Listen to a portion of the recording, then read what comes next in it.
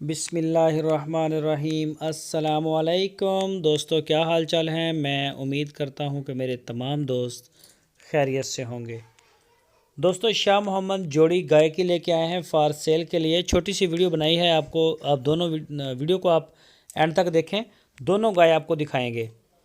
यह चोलस्तानी गाय तीसरा सुआ सुई है। पीछे इसके बछड़ी है जी, फीमेल काफ, थन चढ़ने वाली गाय है, मुंह मत्थे लगने वाली गाय है। माशाल्लाह, चेक करें बच्चा, चेक करें कितना प्यारा बच्चा है इसका। इस गाय का पिछले सुबह का मिल्क रिकॉर्ड जो है वो 12-13 लीटर बताया था। और इस गाय की जो डिमांड की है शाह मोहम्मद ने, वो की है 1,65,000 रुपये।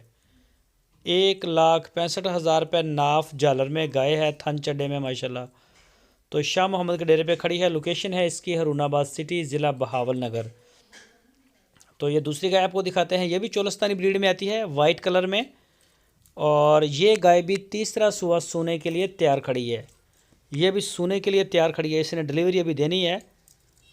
कोई भी दोस्त ख़रीदना चाहे सफ़ेद गाय तो वो ख़रीद सकता है। इसका जो पिछले सुबह का मिल्क रिकॉर्ड है वो 12 लीटर है, 2 टाइम का। और ये भी शाह मोहम्मद के डेरे पे ही खड़ी है।